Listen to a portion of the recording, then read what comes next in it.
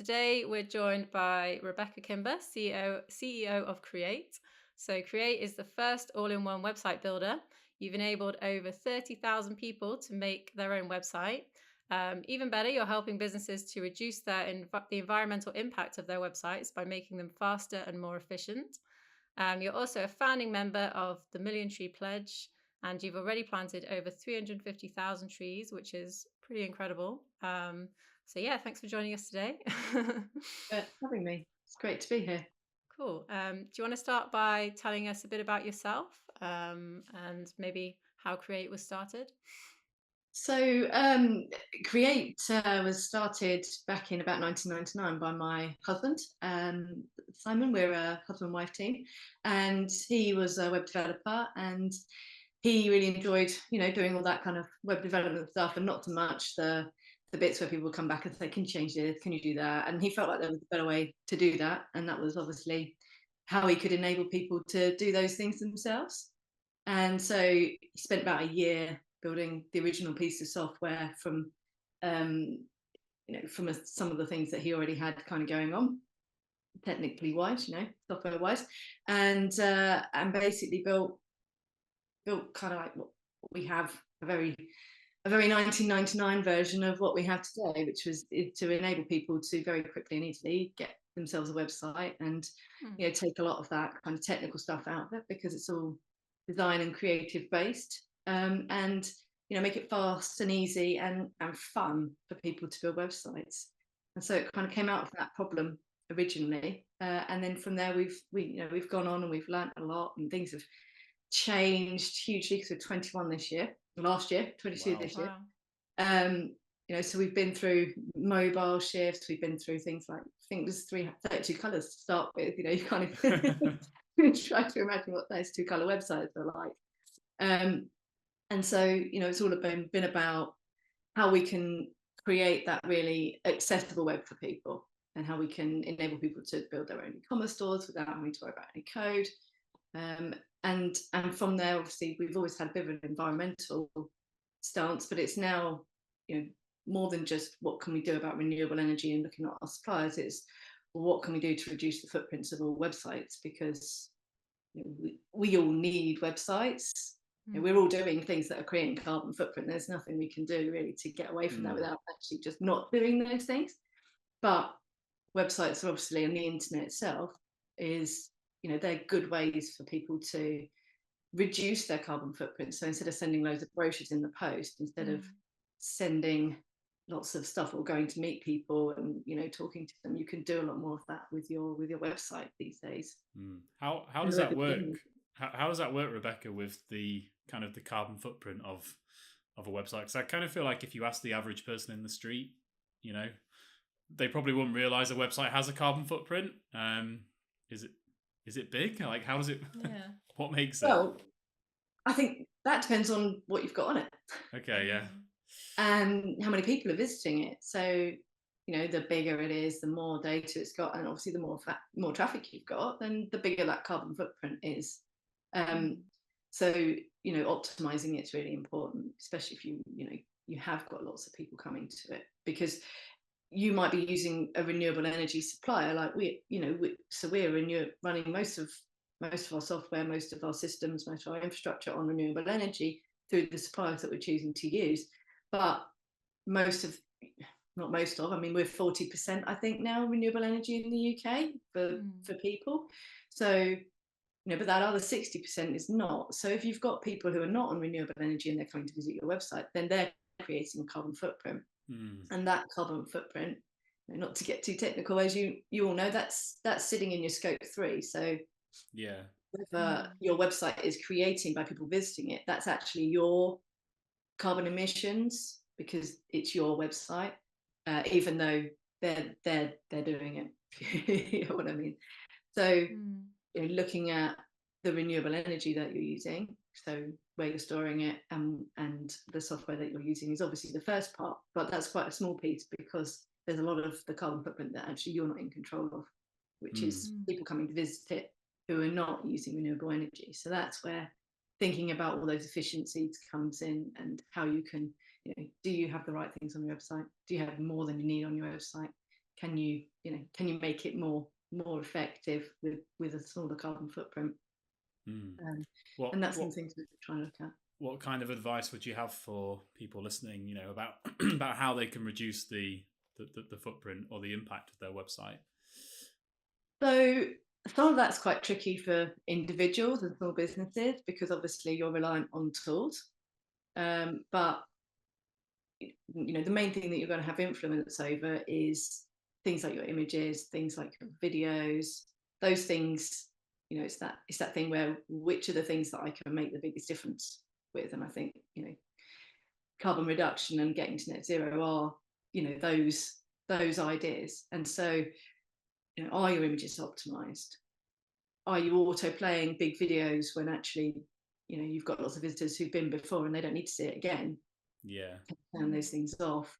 And then obviously you can get into things to do with the code. Or are you running lots of third parties like things like MailChimp, things like Facebook Messenger, things like tracking stuff that actually don't need to. Those kinds of things are coming from other places, and so that sometimes those can be quite slow.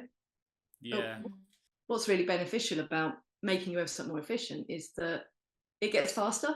And when your website gets faster, Google likes it more. And obviously, overall, you're going to be offering a better experience to customers. They're going to get a quicker loading website. So there's lots of upsides business-wise. It's win-win, really, isn't it? So, yeah, exactly.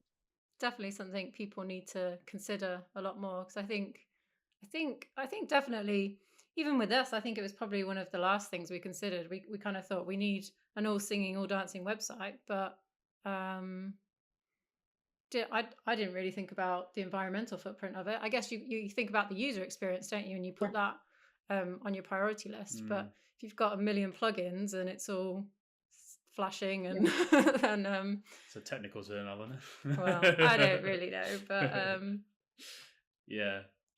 think it's going to be that next thing that people are going to start to think about.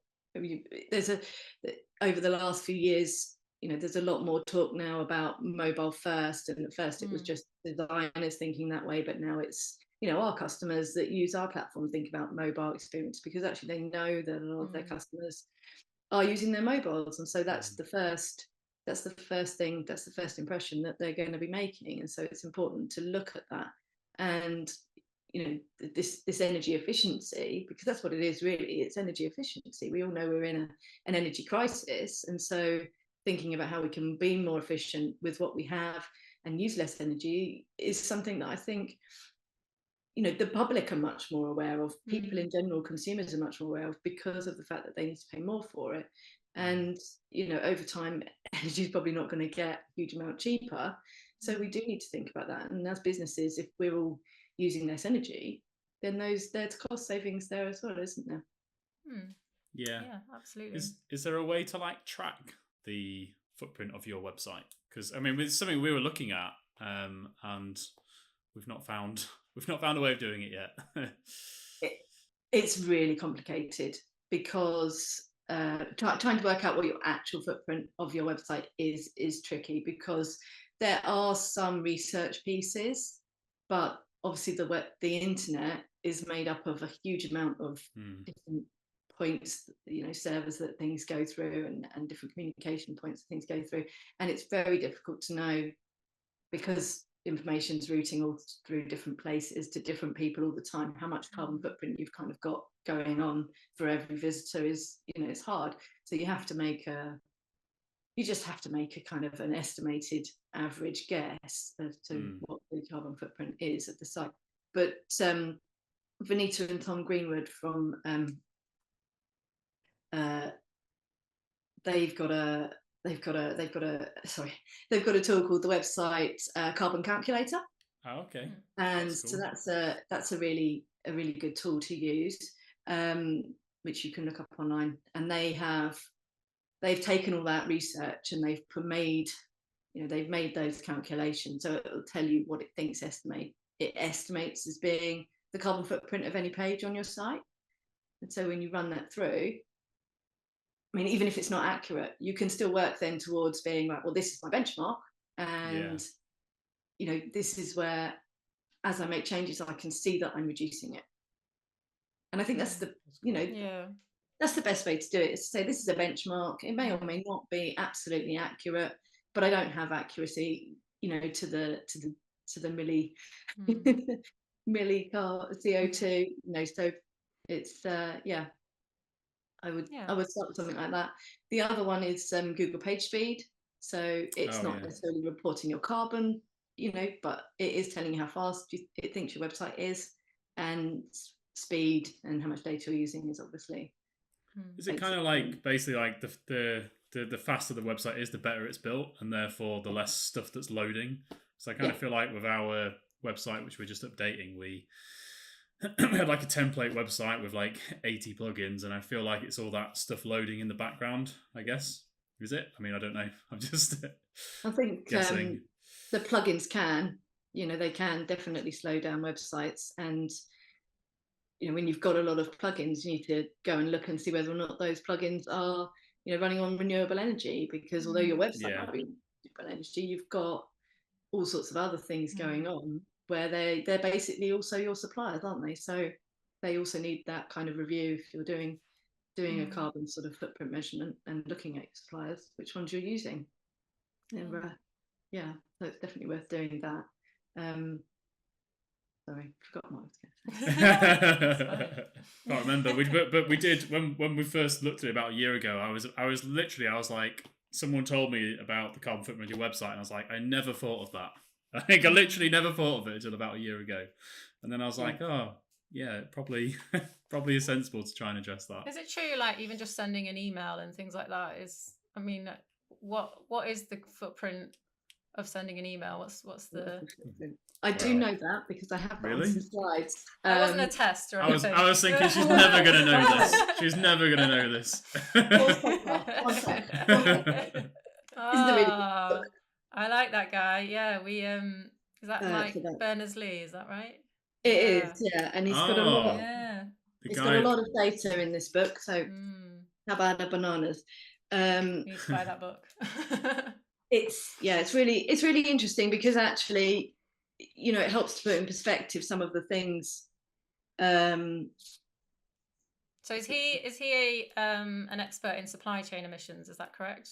Just for people listening. This book's more kind of like, so we're talking about this book here. Not that it's sponsored by...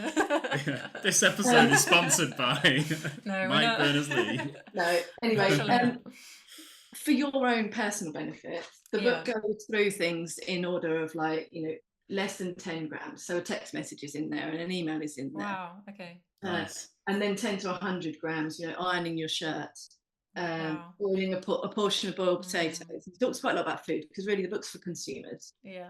And then you can get up to kind of like 10 kilos a pair of shoes. Wow. Leaving the lights on. But anyway, 16 to 18 is email. So 0.03 grams for a spam email that's picked up by your filters. 0.2 grams for a short email from phone to phone. 0.3 grams, again, for a short email sent from laptop to laptop. 17 grams for a long email that takes 10 minutes to write, because obviously your footprint includes the amount you're going to spend on your screen as well. There's a lot of kind of overlap of, reporting of your emissions, because you're writing and reading and you've got, and I think within these recordings, he's also thinking about the embodied emissions of your MacBook or your PC or your screens, or whatever you're using, you've got embodied emissions built in there, so they'll take however much time of that, a percentage of that as well. 26 grams an email that takes you 10 minutes to write, sent to 100 people, 99 of whom take 3 seconds to realize they should ignore it. And oh no. I'm just thinking I'm really bad with having like 10,000 tabs open at once on like 4 different browsers.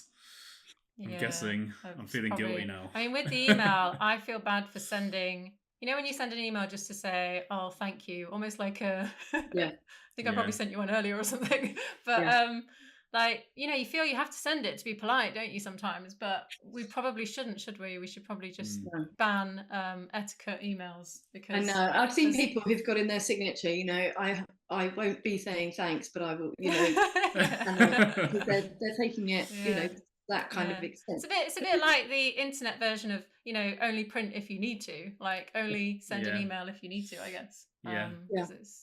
Yeah, but it's difficult, isn't it? Because then you get someone else who emails and says, "Did you get my email?" Didn't that guy that wrote the book, didn't his brother invent the internet? Is that he right? did. Yeah. Or he's definitely related. No, I know. Sure I wasn't asking you. I actually know. We were talking about it the other day. But no, that must be pretty awkward at the Christmas dinner table when he's like, "See my new book." Yeah. High achieving family. I wonder if they, I wonder how they feel about that. But just to bring back to average email traffic, it's equivalent to driving 10 to 128 miles in a small petrol car. Yes. Wow. Yeah. But it's better to send a text, less carbon footprint for text, and probably things like iMessage as well. But yeah, it's things like trying not to send loads of attachments around to everybody, and thinking about other ways to communicate when you maybe want to communicate en masse. But it's hard, isn't it? Because we've all got email lists of customers, and we need to make communications. But I tend to think as long as you're doing it and you're thinking about it and you're doing it conscientiously, then that's got to be better than sending a whole load of bump in the post. So there are improvements. I think where we've got issues with the real growth of internet emissions, which are now which I think in 2018 overtook aviation. Wow.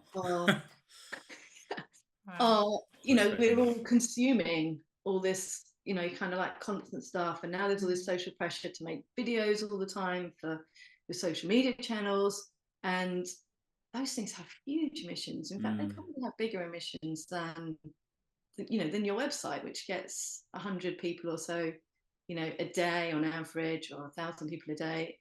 It's looking at where those wins are, where those relative things are, and trying to think about ensuring that what you're doing in every digital area is optimized. It's hard. I guess it's just making the best decision, isn't it? Because I guess this conversation we're having now has a footprint, but you're down in Brighton, aren't you? So obviously we're kind of Midlands area, Lincolnshire. So if you'd had to drive up to us, or we drove down to you, I'm hoping that would be a lot more. You could have cycled. That would have taken a while. I think it would. So that the pandemic really shifted things into sort of digital sphere, and I think that has reduced a lot of emissions in those areas where people were going to meet, and they were potentially sort of stuck in a kind of like, we do need to meet for these things. We do need to have that meeting in person, and people realise they didn't, and that will over the longer term save a lot of emissions. Top piece of advice for reducing your website's environmental footprint, then? Is that a question? Yeah. The top piece of advice for reducing it, well, obviously, go review your suppliers, make sure they're renewable energy based initially, because that's the first thing to do, and then look at the content that you have. So can it be optimized? Do you need it? Delete stuff you don't need anymore, because there's no point hosting loads of stuff that's old. It doesn't benefit your website either. So being a nice, trim, effective site that's well optimized, so it's speedy, and that will be good for business too. Okay, perfect. Nice. So another cool thing that we're big fans of is you are a co-founder of the Million Tree Pledge. So this is a group of kind of small, medium businesses who have all decided to plant 1 million trees. So what kind of drew you towards that? Why did you think it was something that you wanted to do? Why is it important? So we were sort of planting trees anyway, when we were connected with a whole group of other people, basically, and Marcus in particular, who's one of the co-founders of a digital company called Fountain. He had this idea that we needed to restore the lungs of the planet, basically, while he had COVID and he couldn't breathe very well, and And it just happened to be really timely in the sort of journey that we had, and it cemented kind of like the ambition that we had. And so from that sort of initial meeting, I think there were 12 founding members who said, yeah, we'll do this. And part of that kind of creation of that pledge was to get some other people to do it too. And that's how you've come to join the pledge. Yeah. But it's about, we've talked quite a lot about carbon footprints and reduction of emissions, but we've got so many other issues going on with the planet at the moment that need to be addressed, that obviously are less technical, and they include things like reforestation, creating new habitat, protecting habitat we've got, trying to obviously reduce the loss of biodiversity. There's loads of different things. Air pollution, there's sea and plastic pollution, there's lots and lots of ecological problems, and actually tree planting is one of the things that ticks a lot of the boxes for helping to make this thing better. And so that's what that's about for us, really. It's not part of our get to net zero mission or be a carbon neutral company. It's more about what can we do for nature that's a bigger thing than ourselves, that can leave a lasting legacy that improves and protects what we all know we actually need to stop chopping down and destroying. So yeah, it's about that, really. Yeah, because I think tree planting is beginning to get a bit of a bad rep in some ways, because obviously it's very easy for very big companies, maybe like the oil giants, to greenwash and just to say, well, it's okay because we're planting 1 billion trees over here. And then people say, well, hang on, that's not right. And which is completely true. But at the end of the day, it's always going to be good to plant a tree. Obviously we need to plant the right trees in the right places, and those trees need to be protected. But yeah, I think we need to do more to talk about that, because I do worry that people are starting to think, well, actually, I don't think it's very good to plant. I think when we decided to start planting trees, it was more of a kind of, obviously we provide cardboard boxes to people. I mean, even if they're once used, it's still a cardboard box, and you still need a tree to make a cardboard box or part of a tree. So it makes sense to, try and give back a bit for those resources that we're taking. And I think, when you actually simplify it like that, it makes sense. And we definitely need to be doing more tree planting. What did you call it? Cost of doing business? That's what you said. I think it comes from the Patagonia guys, isn't it? I think it's almost like giving back. I don't know how he phrases it now. Is it like giving back for the resources that you use or something? I don't remember. But it's and I think as long as you've committed to achieving net zero as well, haven't you? So I think when you balance it out with, reducing your carbon emissions anyway, as well as doing things that help nature. I think committing to net zero is pretty tough. Everybody else sort of doing it too, and I think that's where we're sort of stuck at the moment. Is we can't. There's only so much we can actually reduce, and so much we can actually do without real change. But coming back to your point about the trees and the bad rep that tree planting gets, we've been very careful, and I know all the members of the Million Tree Pledge, are considerate about ensuring that they are using a gold standard rated schemes, so we know, and the trees are logged and they're recorded and they're the right trees in the right places. But equally, you're thinking about cardboard boxes. Trees are a natural renewable resource, and as long as we care for them and treat them properly, then there's no reason why we can't cut them down and regrow them. Because if you buy a piece of wooden furniture, then you've locked all that CO2 in that piece of wooden furniture, and a new tree is growing.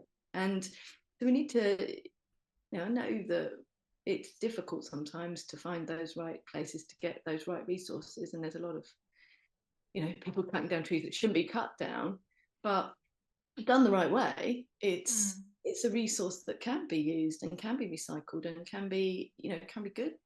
It's better than plastic. Yeah. Absolutely.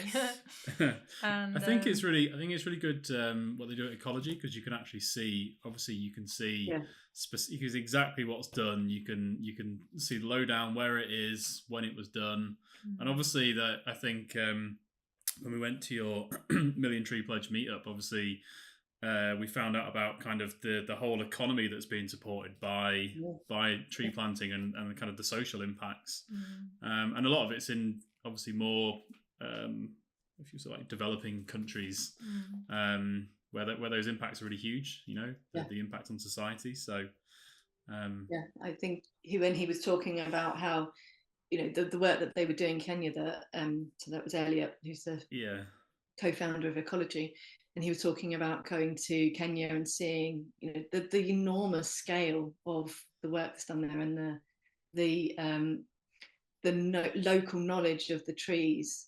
But he was also talking, wasn't he, about how since they've started this work in Kenya, that they are now seeing all their rivers returning, because they're actually replacing forests that used to be there and regenerating whole areas. So there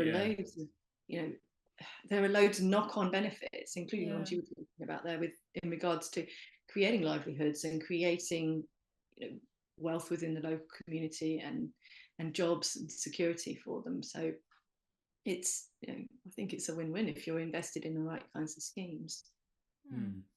Yeah, I mean, what are your hopes or plans for the Million Tree Pledge? How many trees have been pledged at the moment? Actually, I can't remember myself. I believe it's something like 57 million trees. Wow. No, sorry, 47 million. No, 48 million. I believe a lot. I believe it's 49 million trees. Wow. Okay. I wanted to get one more pledge before Christmas to make it 50 million trees for January 1st, but we didn't quite make it. I mean, people were all sort of off on holidays and breaks and things and just wrapping up. So, but I know that there's some new pledges coming on board for January too. Amazing. So I think we hit 10 million trees planted. I'd have to double check, but it's very close. It's over 9.5 million trees definitely. So wow. And that's since we launched it in Earth Day the year before last. So yeah, it's not long at all, is it? So it's not long. No. Yeah. No. So it's been really brilliant, and hopefully, we'll see that coming into this year and more people coming on board. Nice to finish this year with 100. Yeah, 100 million trees pledged. That would be really cool.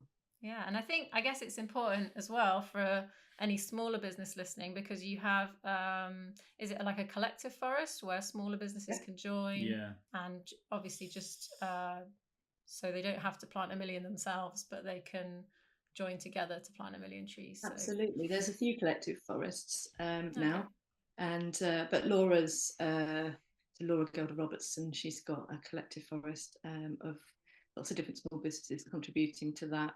To do the pledge together, which is fantastic, because obviously it is a commitment, which we're doing over a longer term. Most people are doing it over a kind of 10-year period, but it is still a commitment. And so the collective forest is a good way to get started, or maybe Laura would be upset if you left. but it's a great way for other people to get involved. On that commitment, I think for a lot of, especially small businesses, especially like probably in the economy that we're going into at the moment, I think that commitment can be quite daunting, or a lot of businesses might say, it sounds great, obviously we should be doing it, but this, can we afford to do it? This might be bad for our business. We're going to have to make our products more expensive, or our customers then going to not want to buy from us. What would you say to those businesses with that predicament? I think we're doing these things over the long term, so you're not committed to making a contribution every month. You can be doing those things flexibly, as people have tied them to bonuses, people have tied them to making sales. We've tied them to our plans, our software plans. So every customer is planting a certain amount of trees as part of their subscription, and that helps us to just even it out. So we know we're making that and we've built that into our pricing structure.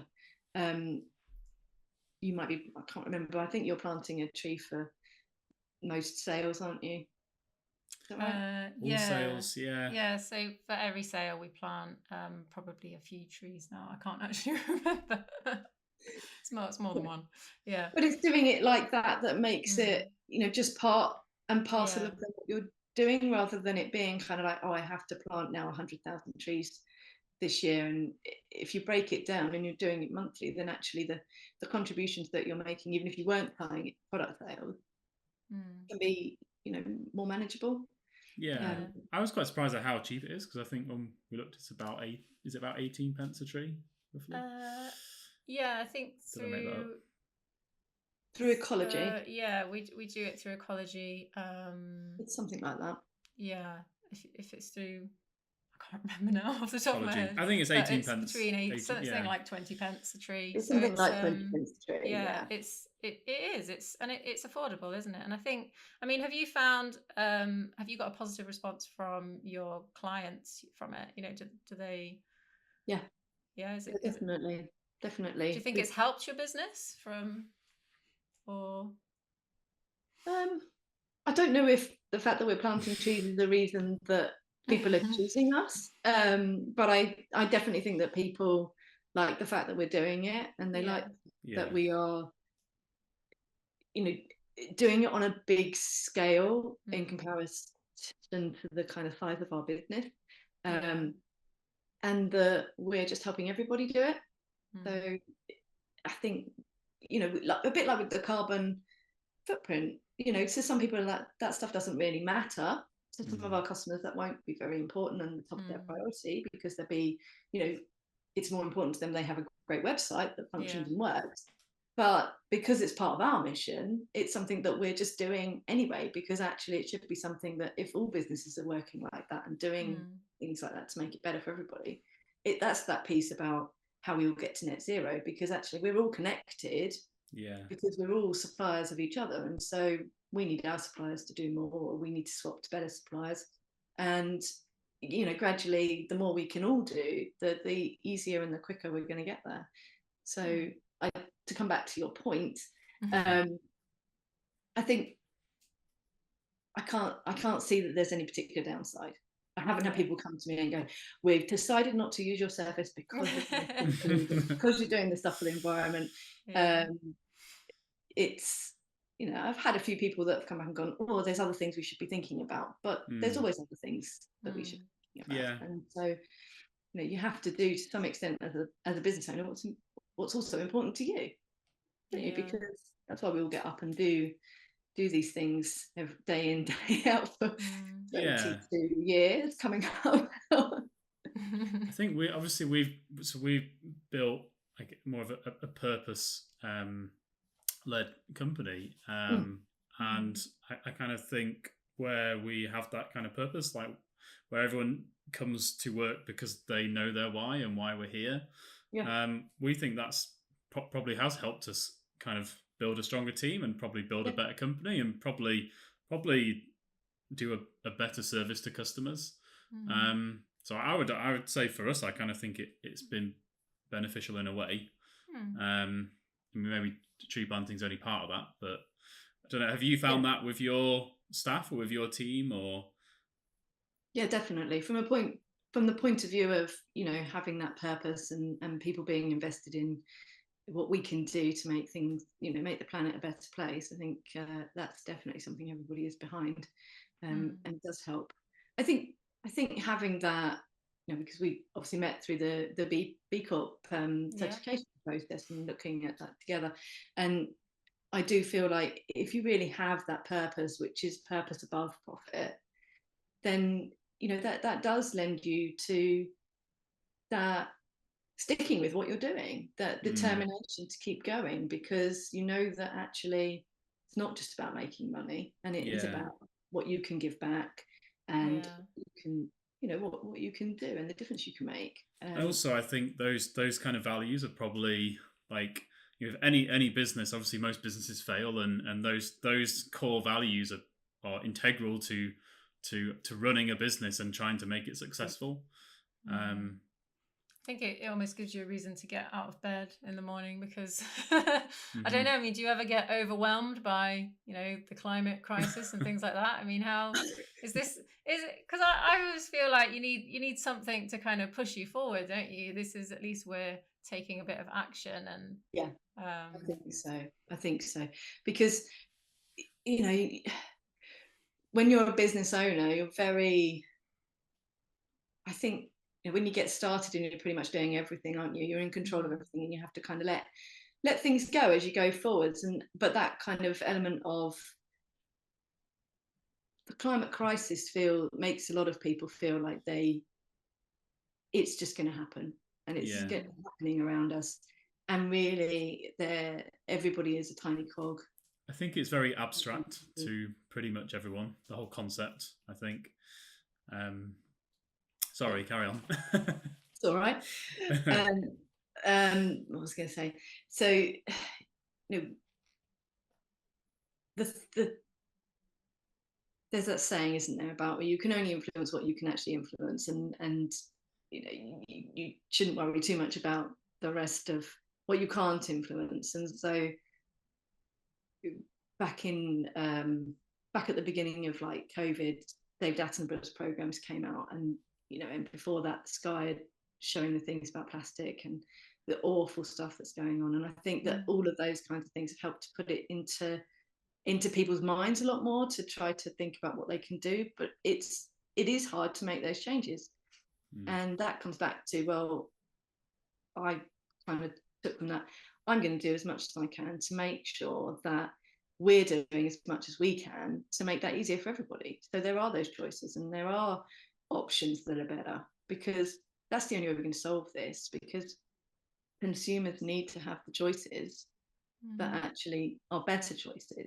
And it might be that they're still great choices, because as we said at the beginning, doing pretty much anything makes a carbon footprint. So it's about which things you choose to do, because I don't see the public sitting at home doing absolutely nothing, not buying anything, not eating anything, not not choosing to do nothing. So we have to have some more sustainable choices, because I think that we're always going to make carbon footprint. Yeah, I did read the that Patagonia book, the My People Go Surfing, and he said in that, so he said that they did so he worked with Walmart in America, and they did like a test to see whether, if they showed people the impact, would clients prefer to buy a more sustainable product even if it was more expensive. And their findings were that people the general public, by and large, would prefer to have the more sustainable option regardless of price, which I think is probably quite counterintuitive to what most businesses, especially small businesses, think. I think most small businesses sell on price. So yeah, it's a smart thing to do. It's a smart thing to do. I don't know what my point was. I just thought about that. But well, I think that's something that people probably have a bit of misconception around, is that most people are buying on price. And I mean, in the current economy, there will be lots of people buying on price, because that's what's necessary. But there is also big markets where people do have a bit more money, and they are choosing based on purpose. That's the whole thing about purpose and values. People buy on purpose and values when they can. And so, as long as your products are good as well, because obviously you need that too, the purpose and values, hopefully for a lot of people, will win through. And so you can have a more expensive product where you are doing more things, and those customers are investing in that. Absolutely. Yeah, I think the Million Tree Pledge kind of community that you've built or helped build is just that. It's just a great community, and I think everybody can kind of bounce ideas off each other, and it's just great to be part of that, isn't it? I think, I guess, through LinkedIn and various other things, it's great to build that up, because I know when we started, we didn't really have we were more of a cardboard box company, I suppose. Yeah. So it's I think yeah, and I think it's inspiring to hear other people's really, stories. yeah, it's just great to learn about everything that people are doing, and Yeah. and it's great that a company. So yourself, obviously, we like to think we're kind of purpose led and everything, but I think it's great that other companies, whether it be marketing, website builders, accounts businesses, you can all be more sustainable through everything you do. It doesn't just have to be the kind of eco warriors out there or whatever you want to call them. Definitely. Yeah. I think it was really nice when we all came together. It was it's one of those things where, coming back to your point about that climate crisis, is you sort of think you might be a bit on your own, but actually when you meet other people who are doing the same kinds of things, it strengthens that feeling of actually there are more things we can do, and just sharing that knowledge and understanding. Yeah, like you said, every industry can do something, and even if it is just, actually I need to make some noise about this so that my customers can do more things, and that influence, that has a positive influence. Yeah, absolutely. So, question not related to the climate crisis, but obviously you mentioned earlier that you run Create with your husband, with Simon, who we met. Yes. Nice guy. Yes. Yeah. Yes. Just interesting because obviously we're siblings. We're not married, even though we have the same Yeah. surname. Sometimes Yeah. that does, we do get mistaken sometimes. But I just wondered how you find that working with your husband in business. Yeah, I mean, it's bad enough working with your brother, so I can't imagine. Yeah, I would say definitely don't work with your siblings because, it's going to ruin your life. I mean, we've had our ups and downs, definitely when, things have been difficult or stressful in the business, and you take that home. And before we had kids, we'd spend the whole evening kind of like talking about work, and so there were no real boundaries. Yeah. Things like that. But I think as we've matured and as we've, been doing it for a longer period of time, and I've now got the kids, and obviously we've got the kids together, so it's that takes a lot of our evening kind of time away, when we might have spent talking more about that and creating more work-life balance for us. But generally, just having more defined roles and more defined responsibilities as to what we're doing, so we're not kind of so we're clear. But we've been really lucky, really, because we have different skill sets, and we also have sort of different personalities, so we balance each other quite well. I'll be a bit more like, let's go do all this cool stuff, and Simon will say, well, hang on a minute. You already have a huge to-do list. And I'll be like, yeah, but this is all really cool. And equally he might be a bit more like, and I'll be like, no, come on, we can do this and we can do that, and lots of different times when we work well together. So it's I don't have a secret as to how we're married and worked together for so long, but for us it works, and that's good. That's cool. I think when I guess we're related, but when you're related, it's much harder. No, what I was going to say is when you have some kind of relationship like that, you care a bit more, don't you? So you put more, which has its pros and cons, because in some ways you can care too much, and in other ways that's a good thing, because you obviously you want things to succeed, and you want to push things forward. So definitely. I guess sometimes you can have those tougher conversations that you might not have had. Yeah. If you were I am very honest. Yeah, I'm very honest, and I didn't used to be. And the word is brutal.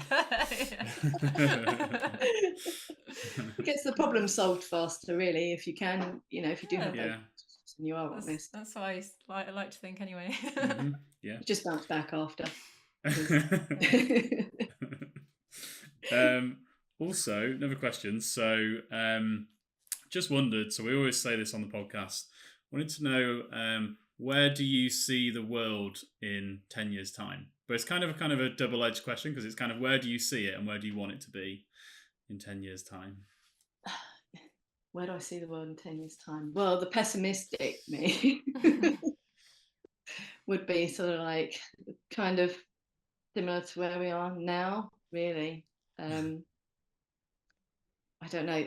Do you mean the world culturally or the physical world? Because they're It's an very open different things. question. I mean, yeah. I mean, where do you see your industry as well? I mean, where's that going?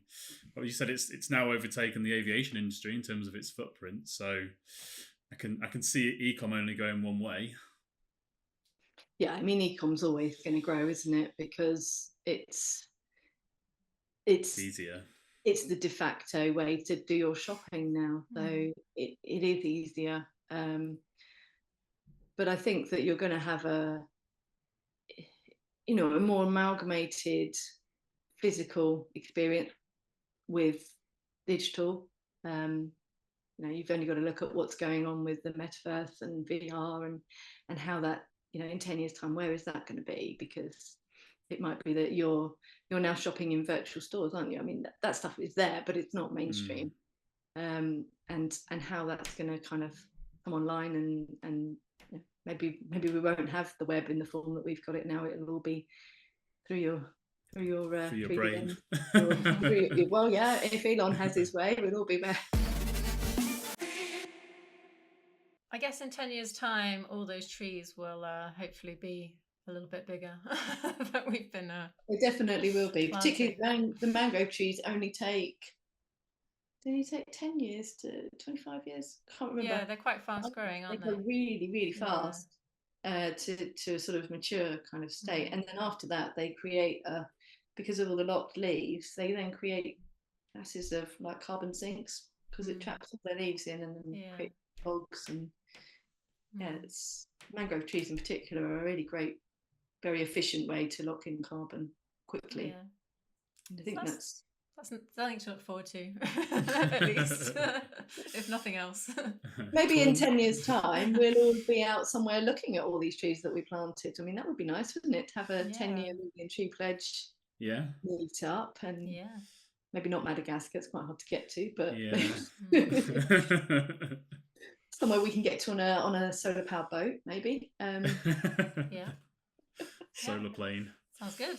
And see them all. I mean, all those things are going to be happening, aren't they? So I think we're going to, I think we can either be that everything's going to be pretty much the same as it is now, and fossil companies are still going to be churning out all their oil and things, or we can be actually, there's been a revolution and we're not quite there yet, but things are different, and we're a cleaner society. So I would hope it's that. Yeah, I like the revolution word. I'm keen on that. Yeah, a clean revolution, and we're all living, in a nicer, happier planet. That would be good, wouldn't it? Let's do it. I'm optimistic. I think we have to be, don't we? Yeah. So I know I mentioned the website Carbon Calculator that Vanita and Tom Greenwood have built, and their team. But we have a little eco checker tool that you can go and use, and it'll tell you if your website's running on renewable energy or not. So you can go. Nice. So just a quick and easy way to have a little look and get a quick overview if you're not sure. So you can go to www.create.net/eco-checker and pop in your web address, and it'll tell you if it's on renewable. It'll give you a little bit of an idea about how fast it is, and some, a few tips for things to do. So it's slightly less technical approach to kicking things off and getting started on your website. Perfect. Nice. Let's do it. And think about obviously heading over to Ecology and planting some trees, or joining the Million Tree Pledge. Yeah. If you want to join the Million Tree Pledge, you can visit our website, which is www.treepledge.org, and see who's pledged and where we're at and news and things, and obviously get in touch there if you want to talk to us about that, if that's of interest. Great. Okay. Sounds good. Yeah, thanks so much for your time. It's been really lovely to speak to you today. Thank you for having me. Thanks for listening to Earth Your While, the podcast that uncovers the truth about how to make your business better for the planet. We hope today's been Earth Your While. Earlier this year, we joined a group of inspirational business leaders who pledged to plant 1 million trees over the next 10 years.